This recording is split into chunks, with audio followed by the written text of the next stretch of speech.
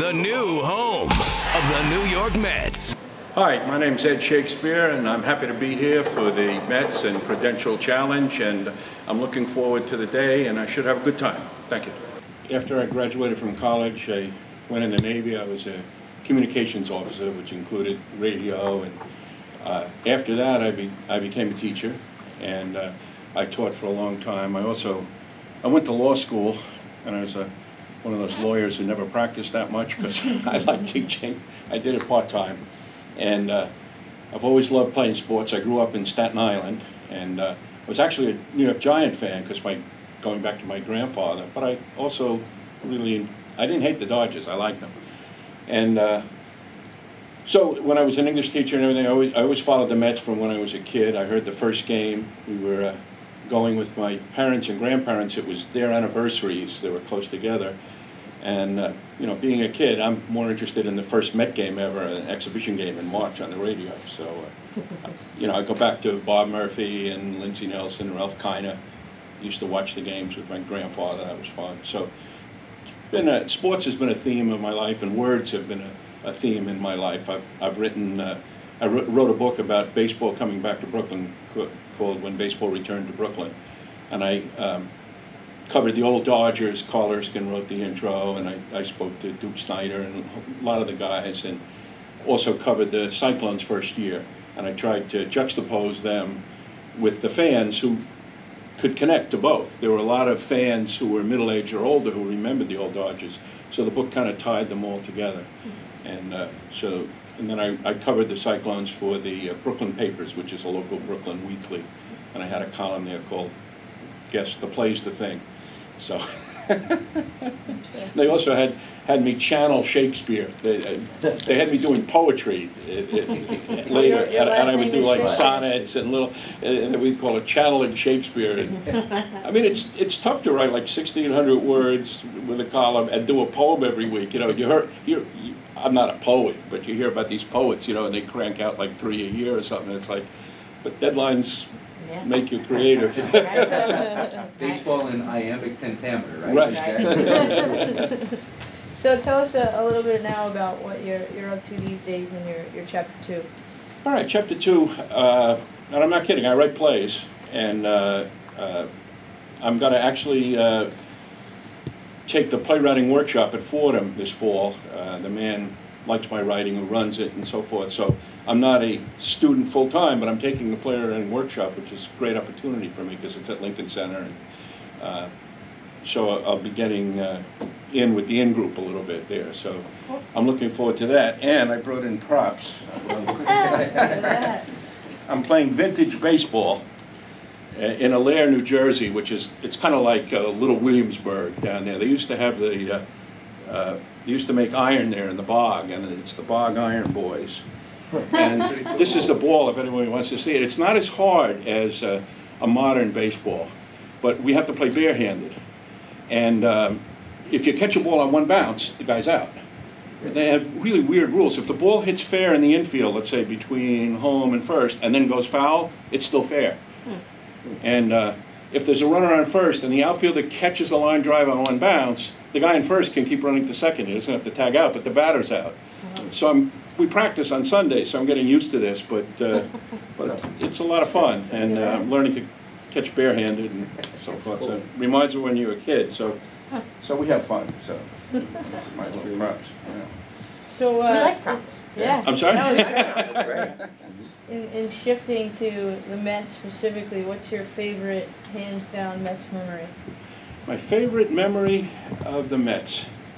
Well, it's funny. I was in the service, you know, when they won the World Series in '69. So you're kind of detached. You try to stay up with it, and whatever. I would say when they began is my favorite memory because, as a kid, I was heartbroken. I was a Giant fan, and when they moved, they had like recreations on the radio for a couple of years, and you could find, but you really, you know, it's like a long distance romance. They're tough, you know, and they were out there and you're here.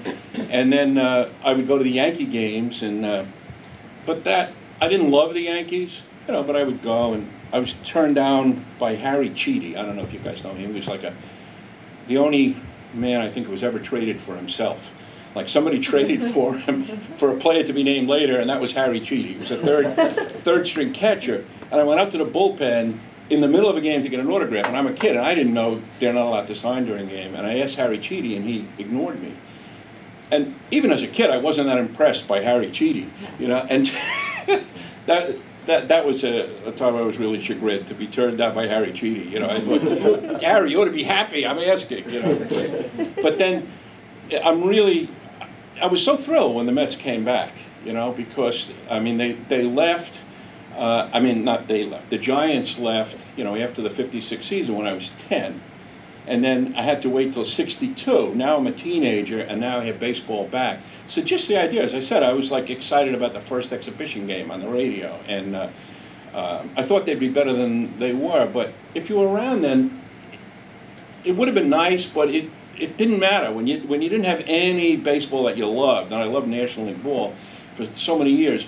The fact that they just came back was great. So I saw them at the Polo Grounds, and then we had a family trip. The first game at Shea. A couple of years later, and then we also had a family trip. It was kind of a nostalgic thing. We saw the first game at Citi Field. Some of the same people who were still with us, you know, went out to Citi Field when they came back. So it wasn't a specific thing. It was just having a New York National League team back. The whole thing of it, just to follow it, was great. There's one out in the bottom of the 11th. And the score is 3-3. Bavaro, the Staten Island native from the South Shore Little League, is on the mound. And Travis d'Arnaud comes up in the Mets. He's 1 for 4, batting .207 with 5 home runs. d'Arnaud struggled early in the year. He's doing a little better now. Trips to Las Vegas always help with George Greer, the batting coach, former Brooklyn Cyclones batting coach. Kind of the doctor of hitting down there. d'Arnaud is digging in, and the right-hander gets the sign. On second base is Juan Lagares. Duda's on first. And it's a breaking ball, strike one. Lagares doubled, and then Duda was intentionally passed. Leading off the inning, Eric Campbell grounded out short to first. So we have one down, bottom of the 11th, 3-3 tie. Here's the next pitch to d'Arnaud by Bavaro. He swings and he hits it to center field. Going back is B.J. Upton. He collars the ball. Lagares tags and easily moves to third base. So now we have 2 away. We're in the bottom of the 11th in a tie ball game.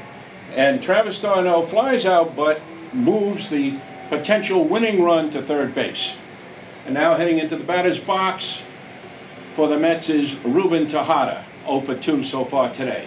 Tejada's been struggling this year and hasn't been able to hit as he did several years ago for the Mets, and his job seems to be somewhat in jeopardy with Flores breathing down his throat as a possibility, and maybe a trade is another possibility. But let's focus on what's happening right now. The bottom of the 11th with a tie ball game, and now there's a conference on the pitcher's mound. They could be deciding what to do. No, they've got to break it up right now. Bavaro talking to Freeman, who heads back to first. There's action in the Mets bullpen, should this game go into the 12th. So we have 2 down now, first and third. Duda on first. Lagares, who tagged up on that fly ball, is on third. And we're waiting for the first pitch to Ruben Tejada. A base hit would not only help the Mets, it would help Tejada in his battle to hold on to the shortstop position. Duda leads away from first. Tejada hits it up the middle. It's into center field. Upton comes in, and crossing the plate is Juan Lagares. And the Mets are waving their towels, heading out to celebrate behind second base as the Mets win with a walk-off hit, 4-3 in the bottom of the 11th. Juan Lagares scores on a line drive up the middle by d'Arnaud. Bavaro dejectedly walks into the dugout, giving up the winning run. And they're patting Lagares, patting him on the back, and that will help the Mets in their struggle to get back into the race. Here's as we watch again, here's Tejada right up the middle. almost hit Vivaro, and when it gets into center field, it's several bounces, and there's really no question about it. Duda has to go down to second, and we don't want a Fred Merkle here where you fail to touch second base, and then there's a force out, and you'd be remembered in infamy. But there is d'Arnaud celebrating his winning hit, and the Mets win 4-3. Nice job.